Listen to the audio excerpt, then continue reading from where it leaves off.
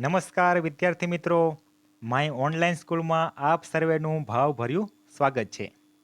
આજે આપણે ધોરણ 6 વિષય સામાજિક વિજ્ઞાન પાઠ પ્રથમ ચાલો ઇતિહાસ જાણીએ ભાગ 6ની ચર્ચા કરીશું. તો આના પહેલાંના ભાગોમાં આપણે ઇતિહાસ વિષય, તેમના સાધનો, આ ઉપરાંત ઇતિહાસના અભ્યાસીઓ છે અને ભૂમિનું નામ, તેના વિશે આપણે વિસ્તૃત ચર્ચા કરેલ છે. આજે આપણે સાલવારી એટલે કે ઈસવીસન કોને કહેવાય અને ઈસવીસન પૂર્વે કેને કહેવાય તેના વિશે આપણે વિસ્તૃત ચર્ચા કરીશું. તો ચાલો વિદ્યાર્થી મિત્રો શરૂ કરીએ. આપણે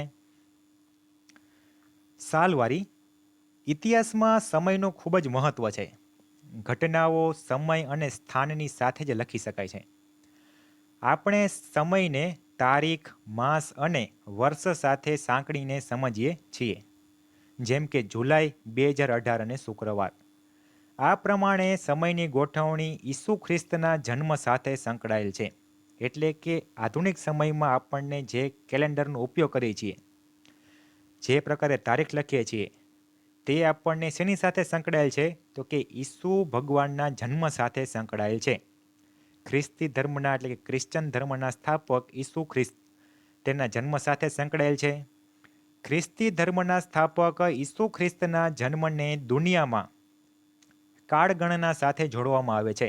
એટલે કે ઈસુ ખ્રિસ્તના જન્મ પછીનો જે સમયગાળો છે, તેને વિશ્વમાં તમામ દેશોએ અપનાવેલ છે. તે જ પ્રમાણે તારીખ આપણે લખીએ છીએ. તો આમ ઈસવીસનને અંગ્રેજીમાં એડી એટલે કે એનો ડોમિની કહેવામાં આવે છે. ઈસવીસનને અંગ્રેજીમાં શું કહેવાય? તો કે ટૂંકમાં લખાય એડી એટલે કે એનો ડોમિની, જેનો અર્થ થાય છે ઈસુ ખ્રિસ્તના જન્મ પછીના વર્ષો.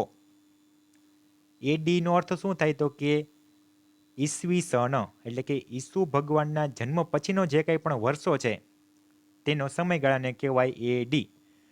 ઉદાહરણ તરીકે ઈસવીસન 2000 એટલે કે ઈસુ ખ્રિસ્તના જન્મ પછી 2000 વર્ષ. બરાબર ને? જેમ કે આપણે વાત કરીએ તો કે અત્યારે કઈ સાલ હાલે છે? તો કે ઈસવીસન 2020. તો આમ ઈસુ ભગવાનના જન્મ પછી 2020 વર્ષ થઈ ગયેલા છે. એટલે કે 2020 વર્ષ પહેલાં ઈસુ ભગવાન થઈ ગયેલ છે. તો આવી રીતના ઈસવીસન કહેવાય છે. તેવી જ રીતના ઈસવીસન પૂર્વે ને ટૂંકમાં બીસી તરીકે લખાય છે, જેને કહેવાય છે બિફોર ક્રાઇસ્ટ એટલે કે ઈસુ ખ્રિસ્તના જન્મ પહેલાં. બરાબર ને? ઈસવીસન પૂર્વે એટલે કે ઈસુ ભગવાનના જન્મ પહેલાંનો સમયગાળો. જેમ કે ઈસવીસન પૂર્વે 2000 એટલે કે ઈસુ ખ્રિસ્તના જન્મ પહેલાંના 2000 વર્ષ. તો આવી રીતના ઈસુ ભગવાન છે તેનો જન્મ થયો. આપ અહીં જોઈ શકો છો કે સાલવારી દર્શાવેલી છે. તો તેમાં ઈસુ ખ્રિસ્તનો જન્મ છે તે શૂન્ય લખીએ છીએ. જેમ કે ઈસુ ભગવાનનો જન્મ છે તે ઈસવીસન પૂર્વે 4થી સદીમાં થઈ ગયેલ જોવા મળે છે. ઈસુ ભગવાનનો જન્મ ઈસવીસન પૂર્વે 4થી સદીમાં થઈ ગયેલ જોવા મળે છે.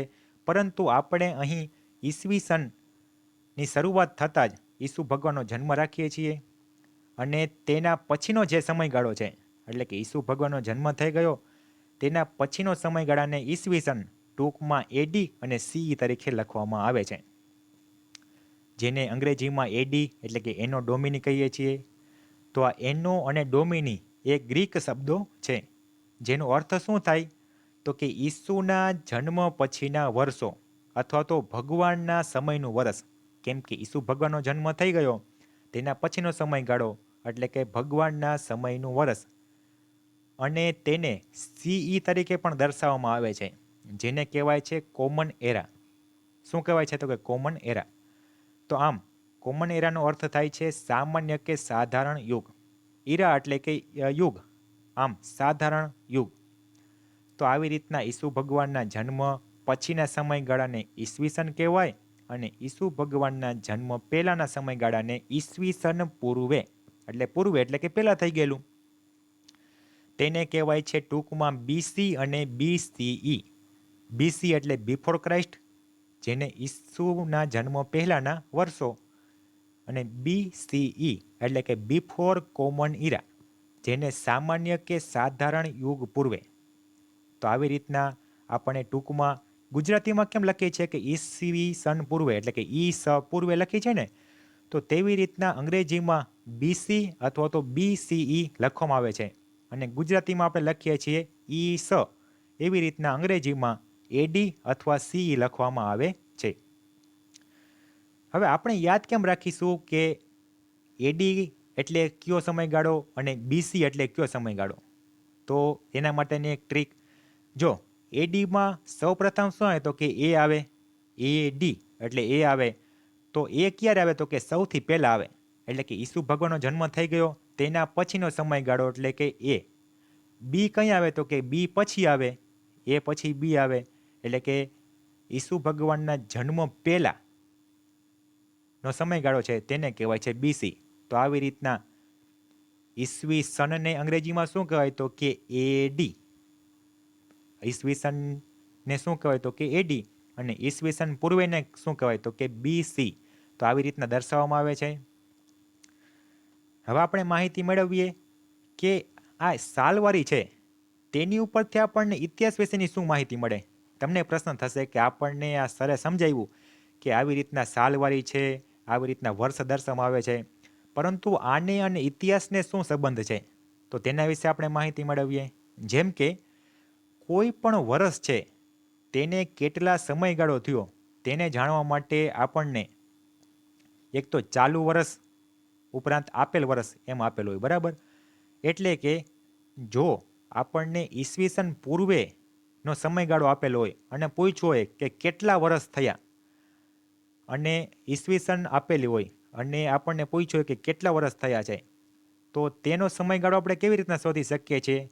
તો જો પહેલાંના વર્ષો આપણને આપેલા હોય, એટલે કે ઈસવીસન પૂર્વે જો ચોથી સદી આપી હોય, પાંચમી સદી આપી હોય, તો જે ચાલુ વર્ષ હોય તેમાં આપણને સરવાળો કરવાનો. અને જો ઈસવીસન પછી એટલે કે ઈસવીસન આપેલું હોય તો તે વર્ષ અને તેમાંથી એટલે કે કુલ વર્ષમાંથી તે વર્ષ બાદ કરવાનું હોય. હવે તમને થશે કે સર કંઈ સમજાતું નથી અમને, તો ચાલો આપણે ઉદાહરણથી સમજીએ. જેમ કે ઉદાહરણ તરીકે ઈસવીસન પૂર્વે 566માં ગૌતમ બુદ્ધનો જન્મ થયો હતો. હવે ગૌતમ બુદ્ધનો જન્મ ક્યારે થયો તો કે ઈસવીસન પૂર્વે 566માં. ઈસવીસન પૂર્વે 566.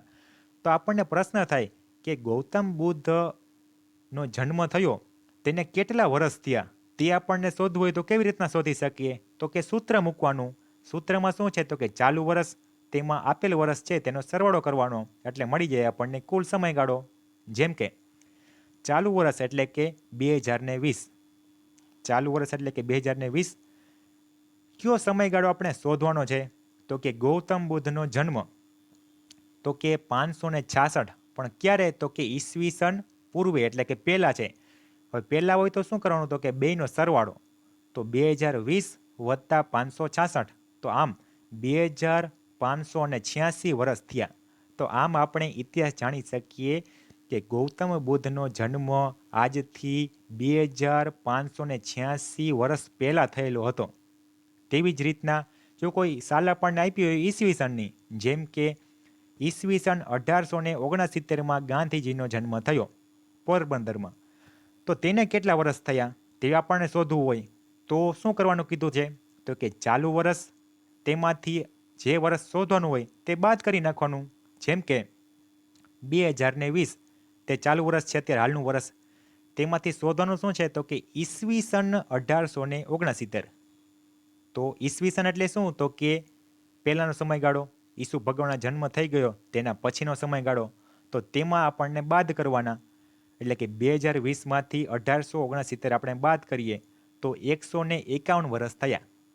તો ગાંધીજીનો જન્મ થયો તેને 2020માં 2 ઓક્ટોબરે 151 વર્ષ થઈ ગયેલા જોવા મળે છે. તો આમ આપણે 2019માં ગાંધીજીની 150મી જન્મ જયંતિની ઉજવણી કરેલ છે. તો આવી જ રીતના આપણે કોઈ પણ સમય છે, કોઈ પણ સાલ છે, તેની મદદથી તેને કેટલા વર્ષ થયા તે આપણે શોધી શકીએ છીએ. જેમ કે આપણે અન્ય ઉદાહરણ જોઈએ. જેમ કે ઈસવીસન પૂર્વે 321માં ચંદ્રગુપ્ત મૌર્ય છે તેને મૌર્ય વંશની સ્થાપના કરેલી હતી. ચંદ્રગુપ્ત મૌર્યએ મૌર્ય વંશની સ્થાપના કરેલી છે. તો કે ક્યારે કરી? તો કે ઈસવીસન પૂર્વે 321માં. એટલે કે કઈ જગ્યાએ આવશે? તો કે ઈસુ ભગવાનના જન્મ થયો તેની પહેલાં 3જી સદી પછી. 3જી સદી અને ચોથી સદી છે. સદી એટલે 100 વર્ષનો ગાળો. તો આમ 321માં તેમણે મૌર્ય સામ્રાજ્યની સ્થાપના કરી. તો તેને કેટલા વર્ષ થયા તે શોધવું હોય તો શું કરશે વિદ્યાર્થી મિત્રો? ચાલુ સાલ જે શોધવાની છે તેમનો સરવાળો, કેમ કે ઈસવીસન પૂર્વે એટલે પહેલાં થઈ ગયેલો છે, તો બેનો સરવાળો. તો આમ 2341 વર્ષ થયા. તો ચંદ્રગુપ્ત મૌર્યએ જ્યારે મૌર્ય વંશની સ્થાપના કરી તેને 2341 વર્ષ થયા. એવી જ રીતના ચંદ્રગુપ્ત મૌર્ય છે, તેના પુત્રનો પુત્ર, તેનું નામ છે અશોક. એટલે કે અશોકના દાદા છે ચંદ્રગુપ્ત, અને ચંદ્રગુપ્તના પુત્રનો પુત્ર એટલે કે પૌત્રનું નામ છે અશોક. તો અશોકનો સમયગાળો શું છે? તો કે ઈસવીસન પૂર્વે 200 કેટલા છે? તો કે 273 થી 232. ઈસવીસન પૂર્વે 273 થી 232. તો તેનો સમયગાળો શોધવો હોય તો ચાલુ વર્ષ એટલે કે 2020, તેમાં પ્લસ કરવાના 273, કેમ કે ઈસવીસન પૂર્વે છે. તો આમ અશોકનો સમયગાળાની શરૂઆત આજથી 2293 વર્ષ પહેલાં થયેલી જોવા મળે છે. તો આવી રીતના ઇતિહાસ શોધી શકીએ છીએ. આવી જ રીતના આપણે વાત કરીએ તો કે ગુરુ નાનક છે. ગુરુ નાનકનો જન્મ ઈસવીસન 1469માં થયેલો હતો. તો આમ ઈસવીસનમાં થયેલો છે એટલે કે ચાલુ સાલમાંથી આપણને બાદ કરવાના છે, બરાબર ને? તો 2020માંથી 1469 એટલે કે 551 વર્ષ. તો આમ ગુરુ નાનક છે તેના જન્મને 551 વર્ષ થયા. પછી શિવાજી મહારાજ છે. તો શિવાજી મહારાજના જન્મ ક્યારે થયો હતો? તો કે 1630માં. ઈસવીસન 1630માં થયો હતો. તો શિવાજી મહારાજને જન્મને આજે 390 વર્ષ થયા, કેમ કે ઈસવીસન છે એટલે કે બાદ કરવાના. અને અન્ય વાત કરીએ તો કે 1853માં ભારતમાં સૌ પ્રથમ રેલવેની શરૂઆત થઈ હતી, મુંબઈથી થાણા વચ્ચે. તો આ ભારતમાં રેલવેની શરૂઆત થઈ તેના કેટલા વર્ષો થયા તે શોધવું હોય તો કે ઈસવીસન છે એટલે ચાલુ વર્ષમાંથી બાદ કરવાના જે વર્ષ શોધવાનું હોય તે. એટલે કે 2020, તેમાંથી 1853 બાદ કરી નાખ્યા એટલે વધ્યા 167. તો આમ ભારતમાં રેલવેની શરૂઆત થઈ તેને 167 વર્ષ થયા છે. તો આવી જ રીતના આપણને ઇતિહાસમાં વિવિધ સાલોની મદદથી તે કેટલા વર્ષ થયા છે તે સાલવારીની મદદથી આપણે શોધી શકીએ છીએ. હવે આપણે આ વાત કરી તો કે ઇંગ્લિશ કેલેન્ડર, જેને કહેવાય છે ગ્રેગોરિયન કેલેન્ડર, આપણે જે અત્યારે સમજ્યા. આ ઉપરાંત પણ આપણે ગુજરાતમાં ગુજરાતી કેલેન્ડર છે જેને કહેવાય છે વિક્રમ સંવત, બરાબર ને? આપણે કેલેન્ડર હોય તો તમે તેમાં જોજો કે તેમાં લખેલ હશે વિક્રમ સંવત. તો વિક્રમ સંવતની શરૂઆત થઈ હતી ઈસવીસન પૂર્વે 58માં. વિક્રમ સંવતની શરૂઆત થઈ હતી ઈસવીસન પૂર્વે 58માં, અને રાજા વિક્રમાદિત્યએ તેની શરૂઆત કરેલી હતી. તો વિદ્યાર્થી મિત્રો, તમારે હોમવર્કમાં આનો મને સમયગાળો શોધીને કહેવાનો છે કે અત્યારના 2020માં કેટલામી વિક્રમી સંવત ચાલે છે તે મને કોમેન્ટ કરીને આપવાનો છે જવાબ. આ ઉપરાંત પણ સંવત છે જેમાં છે શક સંવત. જેમાં શું છે તો કે શક સંવત તેની શરૂઆત ઈસવીસન 78માં થઈ હતી. શક સંવત જે કુષાણ વંશના શાસક છે કનિષ્ક, તેના દ્વારા શરૂઆત કરવામાં આવી હતી. અને આપણે ભારતમાં જે કંઈ પણ વ્યવહાર થાય છે, એટલે કે ભારતમાં જે પ્રકારે કાર્ય થાય છે તે બધું જ કાર્ય શક સંવત પ્રમાણે થાય છે. એટલે કે વિક્રમ સંવત તે ગુજરાતમાં આપણે જોવા મળે છે, અને શક સંવત મુજબ ભારતમાં આપણને જે કંઈ પણ કાર્યો છે તે થતા જોવા મળે છે, રાજકીય કાર્યો. હવે વિક્રમ સંવતમાં આપણે જોઈએ છીએ કે મહિનાના નામ છે જેમાં કારતક, માગસર, પોષ, મહા, બરાબર ને? તો એવી રીતના બધા મહિના આપેલા છે. આ શક સંવતમાં પણ તેવા જ બધા મહિના છે, પરંતુ મહિનાની શરૂઆત ચૈત્ર મહિનાથી થાય છે. એટલે કે શક સંવતમાં ચૈત્ર મહિનાથી શરૂઆત થાય, જ્યારે વિક્રમ સંવતમાં કારતક મહિનાથી શરૂઆત થાય અને આસો મહિનામાં તે પૂર્ણ થઈ જાય. તો આવી રીતના શક સંવંત, વિક્રમ સંવંત, આ ઉપરાંત ગુપ્ત સંવંત પણ છે, જે ઈસવીસન 319માં શરૂઆત કરેલ છે. જે ગુપ્ત વંશના શાસક ચંદ્રગુપ્ત મૌર્ય દ્વારા શરૂઆત કરવામાં આવેલી હતી. ગુપ્ત વંશના શાસક ચંદ્રગુપ્ત દ્વારા શરૂઆત કરવામાં આવેલી હતી ગુપ્ત વંશ. આ ઉપરાંત મુસ્લિમ કેલેન્ડર છે, જેને કહેવાય છે હિજરી સંવંત. મુસ્લિમ કેલેન્ડર છે તેને શું કહેવાય તો કે હિજરી સંવંત, જેની શરૂઆત ઈસવીસન 622માં થયેલી જોવા મળે છે. તો આમ વિવિધ પ્રકારના સંવંતો આપણને જોવા મળે છે, જેની મદદથી આપણે વિવિધ પ્રકારની તારીખો છે, વાર છે, તે આપણને શોધી શકીએ છીએ. અને ખાસ કરીને જે આપણે જોઈએ છીએ ને કે વિક્રમ સંવંત, શક સંવંત, હિજરી સંવંત, તે બધા ચંદ્ર અને તેને ઉગવાનો જે કંઈ પણ સમય છે તેને આધારે જોવા મળે છે. એટલે કે એકમ, બીજ, ત્રીજ, ચોથ એવી રીતના. પછી પૂનમ આવે, અમાસ આવે, તો આવી રીતના વિક્રમ સંવતમાં જોવા મળે છે, જેમાં કૃષ્ણ પક્ષ, શુક્લ પક્ષ એવી રીતના બધા પક્ષો જોવા મળે છે 15 દિવસના ગાળામાં.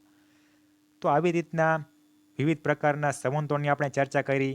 અને ગ્રેગોરિયલ કેલેન્ડર એટલે કે ઇંગ્લિશ કેલેન્ડર ઈસવીસનની આપણે વાત કરી, તે તમે ભૂલતા નહીં. તો આજે આપણે ખાસ કરીને સાલવારી વિશે વિસ્તૃત ચર્ચા કરેલી છે. વિદ્યાર્થી મિત્રો, આજના લેક્ચરને અનુરૂપ પ્રશ્ન દર્શાવેલા છે, જેના આપે કોમેન્ટ કરીને ઉત્તર આપવાના રહેશે. તો વિદ્યાર્થી મિત્રો, આજનો લેક્ચર આપણે અહીં પૂર્ણ કરીએ છીએ. મને આશા છે કે તમને ખૂબ જ પસંદ આવ્યો હશે, ખૂબ જ ગમ્યું હશે અને કાંઈક નવી માહિતી તમને જાણવા મળી હશે. તો તમારા મિત્રો સુધી જરૂરથી શેર કરજો અને આવી જ રીતના વિડીયો જોતા રહેજો. તો આજનું લેક્ચર આપણે અહીં પૂર્ણ કરીએ છીએ. વિડીયો જોવા બદલ આપ સર્વેનો ખૂબ ખૂબ આભાર. અસ્તુ.